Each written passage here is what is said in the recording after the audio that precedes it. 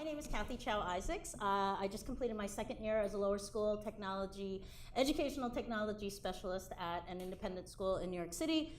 Prior to that, I was a technology teacher and innovation teacher at a public school in New Jersey. And before I started teaching, my husband, Steve Isaacs, and I, we owned Liberty Corner Computing. It was a technology training and gaming center. And I am the mom of these two awesome girls in the front, Amazing Grace, 1214, and Layla Boo, 215. And I'm married to @Mr_Isaacs. So some fun facts about me. When I started teaching, I guess 12 years ago, I taught K-12, all grades K-12 in 2 years, except for 8th grade. And that's what Steve teaches. And I am also a professionally trained pastry chef. I went to the French Culinary Institute lots of years ago, but I'm not a practicing pastry chef. So maybe Practices at home. Practice at home. If you're a friend, you get to benefit. Okay, so ta-da, next please, swipe. All right, so anyway, my interest in VR kind of started with Google Cardboard. As many of you know, it was launched in 2014 at the Google I/O Summit, I guess it's a summit, and I was like, oh my gosh, my mind was totally blown. It's simple, it's immersive, and it's like there's so much that's been developed for it since then. And if you need a viewer, I mean, you can get them practically anywhere. And there was a time where New York Times and Verizon went out and gave them. And my parents had Verizon, so I was like, you need to go and get me a viewer, please. Go to the store. So they did that for me. Okay.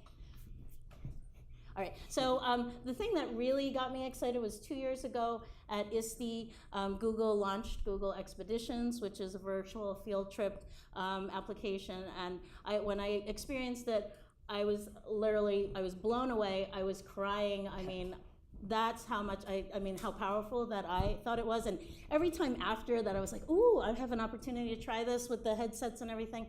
I was crying, like moved because of the power. And so I guess I have a few things to say about that. It's really kind of awesome. But I used it in the classroom and I was like, okay, this is kind of cool. But what it made me start thinking about was, once again, this is a tool that is very teacher-centric. So the teacher is leading the kids on a tour. So why not kind of flip the experience? So why must it always be the teacher kind of finding these experiences for the kids? Why not, if the kids have some kind of interest or passion, why couldn't the kids lead the class or find something like that instead of it being so teacher-centric? So that's kind of where my interest is having students create experiences for, for their classes. And just kind of flipping things. So, I've said many times, I've had lots of homework and lots of projects that I've witnessed and, banged my head against the wall for. If you're a parent, you might know what I mean. If you're not, guess what's coming? As an educator, it's just like, oh my gosh, why do we have to do this homework this way? And why are these assignments assigned this way? And why do we program the kids to think, one example was one of our girls had to do a poster. Someone said, oh, do this poster, insert blank subject here. And I said, oh, well, why don't you use this tool? Not necessarily VR, but she said, no, Mom, this is the piece of paper I got. I have to do it on this. And I know my reaction was just like, what? Why? So we have kids, generations and generations. All these kids are like, no, I can't do that. I'm like, but wouldn't you be more interested, and wouldn't it be more interesting, and wouldn't it be better work if you did it this way? No, I have to use this piece of paper for this poster. And it was just a piece of copy paper. Yuck, okay. Yeah, so that's my whole MO, is like, okay, I want the students to create stuff. And then I have lots of slides. I don't know if I'm really gonna go through them all. So let's just see. You got a minute. Yeah, I got a minute, oh my gosh. Yeah, and I'm really good at going over. Okay, so anyway, I'm interested in tools that, we can use and have the kids use to create experiences. So Google Street View, if you're not using it, it's like Google Maps on steroids. It's really awesome. Okay, swipe.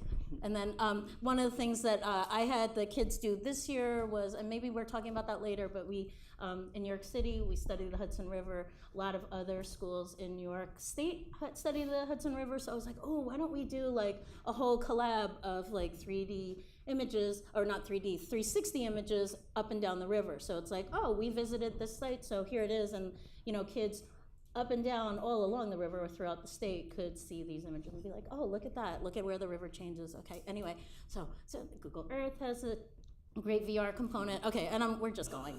We're going. All right, no, yep. All right, so lots of options with Google Earth. I know, I put too many slides. I always do that, and I never have time to finish. Okay, so here I'm swiping. And all right, so I guess I can talk about all these things in the, this is like information, keep going. Oh, and tools to create VR, but we can talk about that later. Yeah, you can ask me questions later.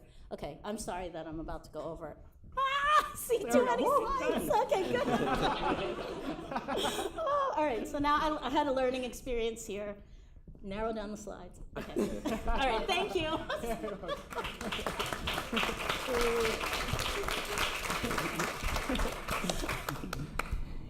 Actually, can I ask you if anybody's got an empty seat next to them, can you raise your hand? Because there's a lot of folks who haven't found seats yet, so sure thing. All right, Steve, you're welcome. Okay. Steve, you can do it in front or you can Yeah, do that'd be behind. well. There's a lot of folks you on want the to stay in edges. front? Front's good, yeah. Okay, great. Yeah. Perfect.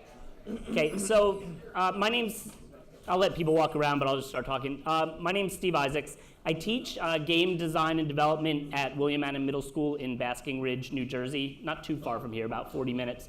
And to talk a little bit about what I've been doing with VR, over the last few years, I've been part of a research study with Foundry 10. You might want to jot down foundry10.org. I don't know if I have it on any of the slides. They're doing really great research across, definitely across the country, maybe even international now, looking at creative ways educators and students can and are using VR in the classroom. And one of the coolest things about that is that they provided us with hardware, based on what we had proposed we'd like to do. So they outfitted my classroom the first year with an Oculus Rift, the SDK2, and then last year or the year before the Vive, I guess it was last year, the Vive. And now we're continuing on our third year of research with them. So it's been really interesting. You could go ahead, I don't really, let's see what my slides actually say. Oh, well actually I'll keep this up for a second. So this video, No Limits Coaster, is one of the projects that we, as we've been working with kids, first a lot of it was really kids exploring VR content. I mean, that's kind of the first point of entry, and especially kind of going through that wow factor and stuff. And then, my real interest is getting kids to design and create content. So the video you're seeing here is the final project by one of my students who, this was one of those great situations where the kid was kind of like, about whatever we were doing in class. And my goal as a teacher is to give students a lot of choice and give them tools and opportunities. So one day, I had downloaded No Limits Coaster 2, which I shared with the class that I had, for anybody who wanted to dabble with it, because what it is it's a roller coaster creation tool that is kind of like a CAD software that lets you build roller coasters and theme parks. This kid happened to have that at home, but what he didn't realize was the connection with VR. So in my classroom, he was able to start using this, and it became a thing where every day, that became his first 20% time, then his 100% time project, and he was building this roller coaster park. And then the final, kind of showcase at the end is that the kids have to show their work in some format. They typically publish their work wherever they can, but also might create a video or a blog with it. So the video that you're seeing there is a video of his, a ride through of his park. And what he started doing, which was really cool, was bringing kids in during lunch, like all his buddies he'd bring in during lunch so they could ride his roller coasters and stuff. So it went from this kid who was really like, I thought he was kind of hard to reach, and then all of a sudden, it became this great, relationship and great work that he was doing. And in my class, the iterative design process, anybody who knows me knows that iterative is my favorite word in the English language. So everything we do is about iteration and, design, build, test, peer review, go back and, fix, and then ultimately publish their work. So in the case where the kids kind of get into that and then they have tools available to them, like this kid with the No Limits coaster, or other kids with other tools. They'll then create games and environments that build on that. So we could go on there. I love that video. So now I'm moving now. So my goal has always been to move towards much more creation of content with VR. And it's been a little bit of a challenge. I don't know, is anybody using VR in the classroom currently? A lot of people are. Okay, so hopefully, creation and not just, Cathy, I don't know if she used it just now, but she uses the term, what was it, look and No, it wasn't my learn? turn. I think it was Dan's. Oh, was that, okay, so Dan. okay, so there's a lot of look and learn. Sorry if I stole it. He doesn't have to present now, I just gave it all away. But, I'm much more into them creating content. And it's been a little bit challenging to get to that point, but we've been exploring tools. So the one easy point of entry was that No Limits coaster. Now, thanks to good people like Eric Martin and Jessica Lindell, who seem to be, I'm so excited, part of the education team at Unity, I think we're going to just see an explosion of what students can do with Unity and other tools as we go on. I personally have been taking this summer to learn a lot myself. So there's a platform called Edorable, where it's meant to be, I think, like a sort of a learning platform, almost like a Second Life for VR. But they put out this great short course in learning, the basics of Unity. So again, it's a point of entry for me, which now puts me in a better position to support my kids.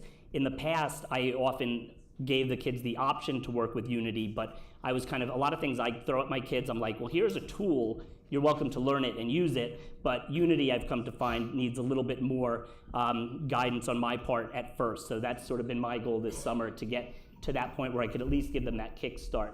We could go on now. Am I done with my 5 minutes already? Yeah. Uh-oh, all right, I'll finish fast. So anyway, with Unity and other tools, you can import, which is so cool. Kids are already using some of these tools like 3D Warehouse, Sketchfab, Tinkercad, and they could bring their builds from others right into their worlds, which is also making it easier to create environments. And that's good. And then the next thing, and we'll probably talk about this as a group anyway, is VR is really becoming social, and that brings with it so many questions, but also so many opportunities. So I'll leave it with that for now, and thank you.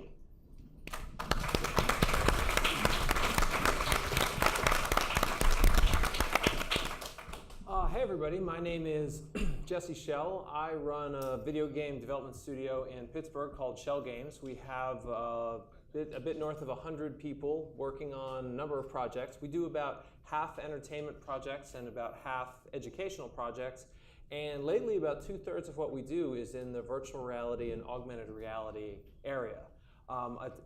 Those are topics I've been interested in for a long time. Back in the 90s, I used to work at the Disney Virtual Reality Studio, and I've been teaching at Carnegie Mellon the Building Virtual Worlds course for some time. So when VR started to show up, we were very interested in finding ways to bring it into the home and also into the classroom.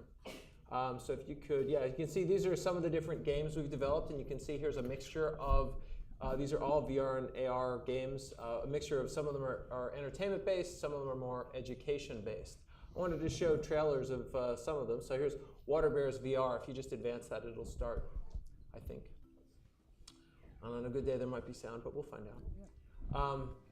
So this is an interesting model. This is a game that was created for a systems thinking curriculum with a grant from the MacArthur Foundation, originally for the iPad. And we thought this would be a nice thing to try adapting to VR, and we found that it worked very well. So in terms of a business model, this has a model where it is appropriate for schools that have a systems thinking curriculum, but also it's a fun puzzle game that we can sell in the Buy store on its own. And more, we are looking at these models of games that can sell in the consumer space and also are good and useful in the educational space. You can go on to the next slide here. So another related product is Happy Atoms. This isn't strictly virtual reality. We think of this more as an augmented reality product, even though it uses kind of an early form of augmented reality. Build, scan, and discover the world of molecules with Happy Atoms, the revolutionary chemistry learning tool. The physical and digital chemistry modeling set lets you learn about atoms and molecules in an intuitive, hands-on way. The complete set contains 50 atom models representing 16 elements. The atoms connect easily with magnets to form molecules. Then use the Happy Atoms app on your tablet or smartphone to scan your molecules. The state-of-the-art image recognition technology identifies the molecules that you build and provides detailed information about them. The free app invites you to explore the world of molecules in a fun and engaging way. So the thing that I think is important about that is a lot of people are fooling around with augmented reality apps right now. And mostly they just sort of point at things and you have a virtual object over an arbitrary physical space, which is sort of cool, but not especially useful.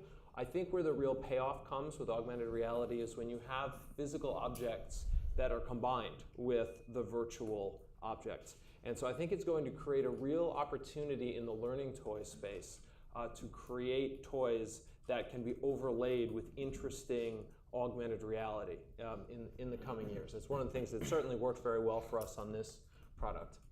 And so the last one I wanted to show was SuperChem VR. This is a work in progress right now. We'd done a phase 1 grant with the IES and applied for phase 2 and received the phase 2, so we'll be beginning phase 2 soon. But we can show you a little bit of what SuperChem is like. Welcome to the lab. So this is very much a virtual reality chemistry lab. And it's designed to be used. SuperChem I'll VR let is a this guy proof of talk. concept, immersive virtual reality chemistry lab. It was developed for commercially available virtual reality systems that include headsets and hand controllers, like the HTC Vive and the Oculus Rift. You need to perform actual measurements correctly to complete the task, which also gives you practice with lab skills. You can explore and learn safely without being intimidated by a real-life lab where things can break and resources run out. And because it's virtual reality, you remain safe, have access to all of the resources you need, and can try again. So you can see the potential benefits of that. One of the things when we talk to chemistry teachers, they often complain about the dangers of lab work, the expense of lab work, a lot of the difficulties of it, and certainly for anyone doing homeschool, you can imagine the benefit of being able to have something more like a high school chemistry lab in your home. And we are hoping, again, to try and have a business model where not only is this useful for the schools, but also we can make it into an engaging puzzle game. If anyone saw the movie The Martian, where someone has to do real chemistry in order to solve problems, we're hoping very much to be able to make an adventure game like that is combined with this. The big model that we look at is the game Kerbal Space Program, which sold over 2 million units on Steam, has been very successful, and is very popular with science teachers. It's a game about model rocketry, and we're trying to see if we can do the same thing. Thanks.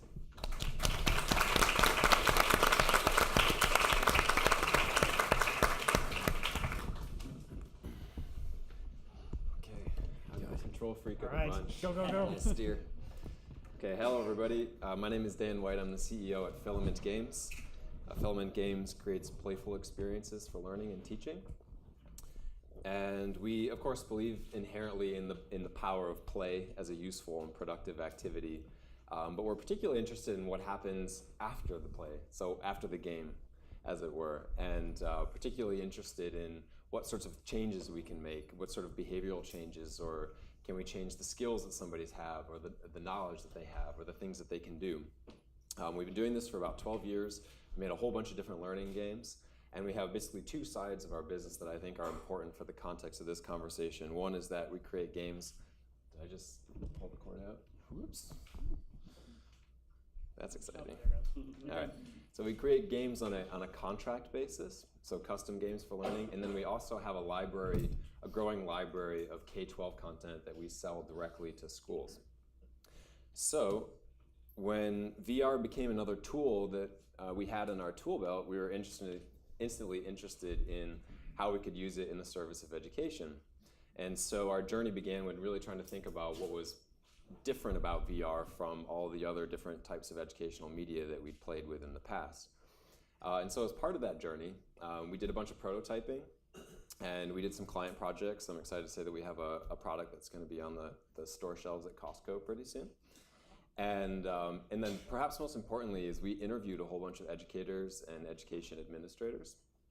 And what we were trying to figure out through that process is we were trying to understand what they saw as the value proposition for VR in classrooms.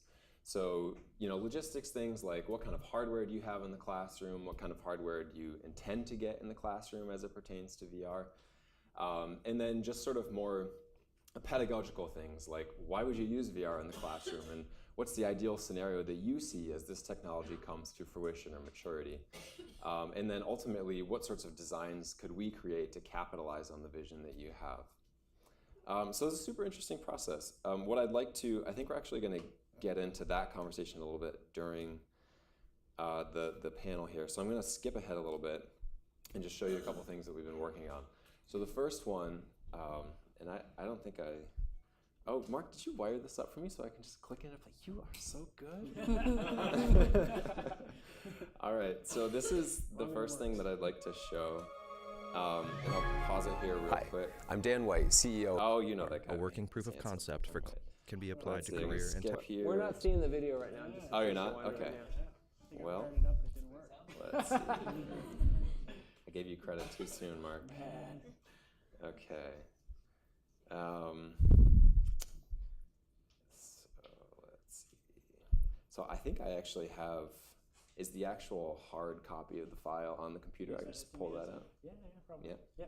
You want to keep talking? I'll find it. While Mark pulls that up, so the first obstacle that we were trying to tackle when we thought about using VR in the classroom is basically how do you make it work when you're probably not going to have one-to-one, particularly if it's high-end VR like touch.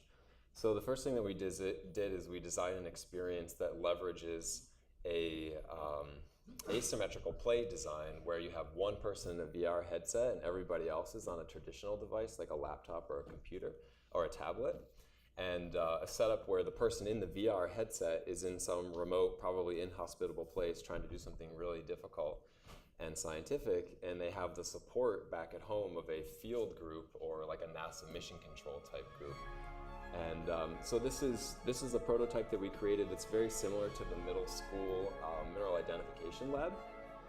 And so in this case, the person in the VR headset is collaborating with a classroom full of people who have access to a tablet or computer app that has a big database of minerals and has a bunch of information about how to identify those minerals. So we were interested in how this could be used to communicate that subject area content, but we were more interested in the collaboration and the communication that happened between the person in the headset and the rest of the classroom outside the headset to see if we could make a valuable learning experience for everybody, regardless of whether or not they had a $1,500 piece of technology on their face. So that's the first one. And the second one I'll show you is completely different. A lot of what we talked about when we talked to teachers was this idea of sending people to really cool places that they couldn't otherwise go. And ironically, this project, which is perhaps one of the ones that I'm most excited about, is a project where we don't send you any place interesting at all. In fact, we send you to a bland, sort of abstract gridscape. But the cool thing about this is what you can do in this gridscape. So this is a game where you can build robots in virtual reality. And we are at the end of a phase 1 from National Science Foundation and in the process of procuring funding to continue development and do a consumer release and an educational release.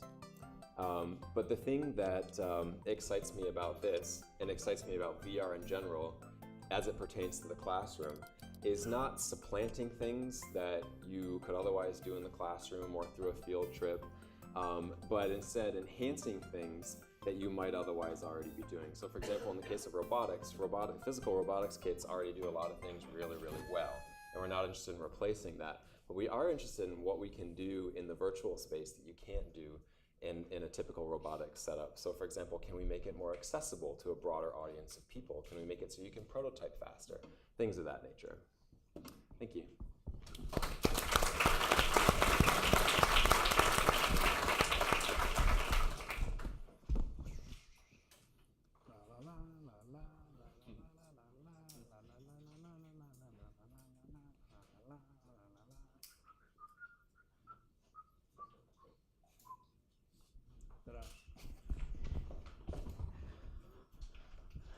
Awesome. Well, thank you guys. Well, so we've got about 20 minutes, I think. We have a pretty amazing group of people in this room, so I might ask fewer questions and take more questions. But the one question that comes to mind immediately after seeing your presentations and the conversation that we all had on the phone is around, I think we were talking about look and learn versus, let's say, student created experiences. I think we probably would have used to say user-generated content. And I'm curious about just each of your perspectives on that. For those of you who are in the classroom, have you tried, how has look and learn gone for you? How has the other gone for you? And for those of you creating experiences, why are you going down the particular road that you are? I'll start because that's kind of where we are. I think that in classrooms right now, look and learn is the entry point. So just in terms of cost and in terms of experience of the educators. So it's like you want to get the teachers, you want to get the leadership really excited about the possibility and the potential for VR. So look and learn I think it's a great place to start. But I do think that the power is in the kids creating the content. So whether it's like, I'm speechless after hearing what Dan and Jesse are doing, and I feel like this big. but if the students are creating the content, I think there's just so much more, like they have a stake in it, and the interest level is increased. I mean, it's not just like, oh, you're showing me this. It's like, I'm showing you this, whatever the this is for the kids. I spent one day in a classroom and I was completely exhausted at the end, so you are huge, please. So I think this is a tricky issue because at Filament, you could see from the demos that we showed up there, everything uses touch. And look and learn experiences are typically done on lower end VR hardware right now, like Google Cardboard, which has a much lower price point for entry, which obviously makes it a lot more attractive in the institutional education space. So a lot of what we're building right now is kind of the product of the future, right? With the hope that the cost for getting high-end, particularly touch VR, will come down over time and be more accessible. But from our perspective at Filament, the touch and the motion tracking in the headset is really kind of the game changer for VR and the thing that we're ultimately interested in leveraging in the service of education. If you think about it, if you have a traditional computer game experience, say it's first person, you can move around a space and interact with things. We've never really had a great way to represent your hands and your arms in that space. And these are two extremely important limbs. I'm using them right now. We use them all the time. Does anybody remember Trespasser from Jurassic Park? Yeah, okay, this guy back here, he knows what I'm talking about. Like, we've tried in the past through traditional mouse and keyboard setups to make it so that you could use your hands in a 3D space, and it's always met with disaster. So the idea that we can now embody students in a space where they have hands for the first time, and hands that are done elegantly. Surgeon Simulator is another one that comes to mind, which comically makes fun of how bad it is to try to manipulate hands in 3D space, virtual space. I think there's a ton of interesting things that we can do with that, but obviously there's a big barrier to entry in terms of the hardware cost. So I'm thinking about it too, and I talk a lot about content creation and user-generated content, mainly because I teach game design, and the premise of my course is having kids design and create. But and then there's the look and learn, which, as Cathy mentioned, as a point of entry, there are certain things that are wonderful that you can maybe see and experience that you couldn't otherwise. Then there's the other piece, which is like the experiential part, which is what I think Jesse and Dan's work is pointing towards, which is, like you say, with the real, like we go a step further than we could with a mouse and keyboard by using our hands and being able to really experience and stuff. So I think where we're going to go with simulations is going to be pretty incredible. So I kind of think there's those three sort of categories that it falls into. But again, for me, it's just that passion about the kids creating. But I have my kids write a lot of game reviews, virtual reality game reviews. So experiences that they've been having have been pretty profound in terms of seeing some activity in VR that really lends well to the real experience that they would have, out in the real world. Yeah, and I'd say I think there are a lot of ways to use this tool. You can use it simply for looking at something that you wouldn't have ever been able to look at, and you can use it in ways that are more interactive. You can use it in ways that are more creative, in ways that are more social. And I think we're all still experimenting and figuring out which are the ways that are going to be best for different contexts. And one of the things that's exciting, I think, is the diversity of options that these new tools provide. Yeah, actually, Jesse, I was going to ask you about that. One of the conversations we had late last week on the phone was around the cost of equipment and how you best utilize that in the classroom, because you might only have one or two of the fancier headsets and then you kind of have an audience. Yeah. I'm curious how that has impacted the way that you design your games for different modalities of use in the classroom. Yeah, it is something that we are still thinking about. It's certainly the notion of being able to use it as a performative medium is something we're thinking about. In our SuperChem video, you saw that we had kind of a virtual set kind of set up where you actually saw the filmed person in the VR world. That's something that's going to become quite easy for students to do very soon if you can just hang a green bed sheet behind them when you film it. There's going to be a lot of support for that. So certainly it's going to be a long time before it's normal to have 20 or 30 VR headsets in a classroom. And so we're all going to have to think about what are the right ways that you can have a small number of people actually interacting and a larger number of people observing and participating in meaningful and useful ways. Hey, Cathy or Steve, do you want to chime in on how that works in the classroom? All right, so I guess the expense of the higher end VR sets are certainly a barrier to classrooms, but I love what I guess Dan had shown with the space simulation and working with a group. And also this ties into what Constance said earlier with that one research paper that, by watching somebody game, and I would have never thought that, ever. It's like, what? I mean, I think I still think that now a little bit, like when we're watching the kids watch YouTube videos, I'm like, what are we getting out of this? But if there's that collaborative piece in there, also in the shared experience, I think that there's going to be greater retention and learning that happens there too. So I think that's awesome. One of the other things we talked about that I was curious about, just to get your perspectives on, is obviously a lot of us in this room who are interested in VR or using VR are kind of geeky, maybe is the right way to put it. We're tech-focused people. Maybe we're interested in what's cutting edge and new and maybe a valuable tool for the classroom. But because of the cost of these tools, it spreads out the opportunity gap, right? The schools who can't afford these tools maybe couldn't afford computers before, and now the schools and students with money are proceeding forward more quickly than the students and schools without. So how do you deal with that? I mean, we talked about some potential hardware manufacturer alliances or bundles, or like how have you each explored that?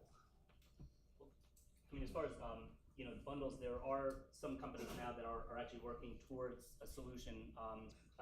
Bytespeed, or they have a Gravity gaming line of computers that they're bundling with VR headsets, and they're basically putting them out either as a bundle to schools to kind of break up and put in multiple places, or to use as a classroom environment. So that's kind of new, and they're bundling PD and all that with it as well. So I think we're getting to a point where we're going to see more, but I still think we're at that early stage in terms of adoption. Sure. Mm-hmm. Yeah, from my understanding, a lot of the way that VR, particularly high-end VR hardware, is getting into institutional education is through things like maker spaces and library and media centers, where it's consolidated in one spot. Certainly a long ways from one-to-one, but in a situation where people can come down at their discretion or when they can to use the hardware. I think one of the interesting things about this whole question about equity as it pertains to VR is that when we were doing our interviews, a lot of what we would hear, it sort of counter to the concern that I had about the cost of the hardware and the equity issues that creates, is the opportunity that the hardware creates for students who are disadvantaged or low income to go places or experience things that normally only advantaged students would be able to. So we had a very impactful interview somebody in the Milwaukee area talked about students in low-income neighborhoods in Milwaukee who never even get to Lake Michigan. And they were like, would you please create a VR experience for going to Lake Michigan so these students who never leave their neighborhood or the immediate area where they live could actually see what that's like. And so that was a very humbling conversation to have, because obviously we'd been designing, experiences where you get to take water samples on Mars, soil samples on Mars, much less water samples from Lake Michigan. And so I think I do get excited about the idea that, particularly in institutional education, that VR could afford experiences to students that they couldn't otherwise have. But yes, that hardware is an expensive boundary right now. Yeah, it's certainly true. The hardware is going to start getting less expensive, and we'll see how that works out over time. I do like to remind people that right now, for the price of one smartboard, you could get 2 high-end VR setups instead. So it's not that expensive, but it's still pretty expensive. But we'll be seeing that change over time. All right, I just got given a 5-minute wave. Well, I'm going to get first question from an educator. So if you're an educator, you're in front of me. All right, so from the vast majority of schools in the United States right now are still very traditional, and they're still trying to meet the standards and everything. So how can VR in a traditional content area classroom trying to teach English or literacy? I see the science and the application in the chemistry class and stuff. That makes sense to me, but how would you convince a traditional, even maybe non-techie teacher who might have access to VR in another place of the school, how would you convince them to bring that into their classroom to teach math or language even, or literacy? Or what are some of the innovative things that you've seen other teachers doing or thinking about? One that's just kind of really interesting is Mark Suter, who's a teacher in Ohio. He noticed that his kids were having a tremendous difficulty with public speaking, and there's actually a VR application where you put your presentation in and you have the whole audience and you're working through that, and the experience his kids had was profound. I mean, they were still petrified at first of this virtual audience, and it actually did work towards the goal of desensitizing that. So in that case, I mean, public speaking seemed to be a really good application because of that. Languages. Mm-hmm. There's lots of languages application and history. But what's a great opportunity to take on field trips both in the past and now in the future. Yeah, so certainly anything that connects with a location or a visit to a place, that certainly is very strong. There's possibility of languages, but in terms of practical apps, we're still getting there. Like there's a ways to go on that yet. And I think too. Oh, sorry. Go ahead. Sorry, but like thank you. Any literacy piece, right? So you have the kids, they're reading a story. So you could have them create virtual tours, and again, this is the look and learn, but virtual tours of all the places that they visited. You can use it, you could do it in Google Earth, you could do it in the street maps, you could do it in all these geo tools, and you can have the students use, there's a tool that was just released for education, CoSpaces, so you can build that virtual world, you can even add a coding element to it. So I mean, I think there's many opportunities, and kind of the question I'm hearing, or that I heard, was it's the same question with any kind of technology that's being introduced. I mean, even 10 years ago with the smart boards, I said, we need to get these, right? 10, 12 years ago. And someone said to me, oh, well, we need to send teachers over to see the benefit. I'm like, oh my gosh, it's for anything, using ed tech tools. I mean, now everybody's using Chromebooks and Google Drive and collaborating and whatever, but still, there's still a barrier, and it's the same people. Sorry. Well, they're not here. They're not here, right? This is just real quick. This is such a good and such a challenging question. I just wanted to quickly add that, as from the perspective of assembling a library of traditional learning games, I guess what we'll call them now with VR, and feeling like we're so far away from the point where we have a critical mass of content to say, show me a teacher and I'll show them something really cool that they could use from our learning game library. to now be asking ourselves, how do we get to that point with VR content? You know, it's obviously still a ways out. So I would agree with everything everybody else said and just add, I think VR is a great tool for creating affinity spaces. So even if there's no content that's custom created for that subject area, just to use it to create an affinity space to inspire the students to do things they otherwise might not do. So I'm Mackenzie from ISTE, if you know it. Our new CEO, Richard Culata, one of the things he's mentioned a couple times is that games that are publicly funded, he thinks they should be free to schools. So sorry to put you on the spot, but could that You'll still charge us for our booth at ISTE, though. We should talk about that. Just saying. I'm sure you got lots of benefit and met a lot of next year in Chicago. So I guess just could that ever fit in the business model in the future, or does it now? I think there are certainly some possibilities there. Dan, tell me if you feel differently, but I don't know if I've seen anyone feel like, yeah, we've got a real home run with exactly the way games are distributed to schools right now. It's not really a machine that is drawing in thousands and thousands of the world's best developers. There are so many barriers with how to sensibly deliver software to schools that I think there's a lot of room for experimentation. And of course, you know, the schools certainly want everything for free, and if you can find other ways to monetize that go in conjunction with that, like ABC Mouse is an example of that. They give all their software out for free because they know that it serves as good advertising for parents who might buy it at home. So there are possibilities, but we're all still figuring it out. Yeah. I think we're going to run up against our limit, but I'm going to do a lightning round because there's other things we've talked about that I want to make sure we cover. What are each of your two favorite or just favorite right now experiences or tools that people in the audience should go check out? I'll start with Steve. One of my favorites, actually, although Cathy's probably gonna say the same thing. Water Bears is a tremendous game. The system thinking aspect, honestly, and it was one of the experiences that I had with VR where I'm like, wow, I really, felt immersed to the point it felt very intuitive. As I was walking near the table, I wanted to make sure I didn't bang into the table and disturb the bears and everything.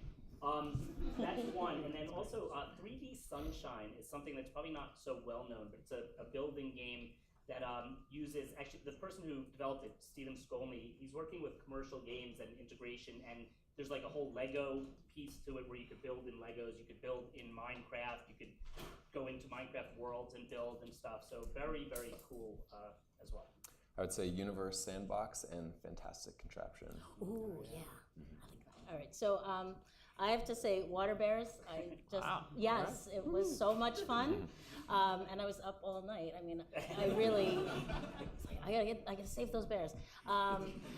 And I think that for me right now, I'm really excited co co-spaces and learning how to use that a little bit better, because I just think there's a lot of potential there, and I all right, so I'm going over again, of course. There's no time limit. All right, no time limit now, right? Well, and I love, I do love those Google, the Geo tools. Yes. All right. Well, thank you for the unsolicited testimonial. Certainly, I would encourage Tilt Brush. If you want to win anybody over to VR, get an opportunity to try Tilt Brush. I remember when my daughter first tried it. That night when she went to bed, an hour later, she came downstairs and said, "I'm sorry, I can't sleep at all. I keep seeing the shapes in my mind." And the other one I'd put out there is 360 cameras are pretty inexpensive. For under $1,000, you can get a decent camera, and they're just going to get cheaper and cheaper. And to be able to give the kids the ability to create 360 videos of anything they want and then share with each other, there's a lot of power in that. That's awesome. Well, thank you all for coming, and let's thank our panel.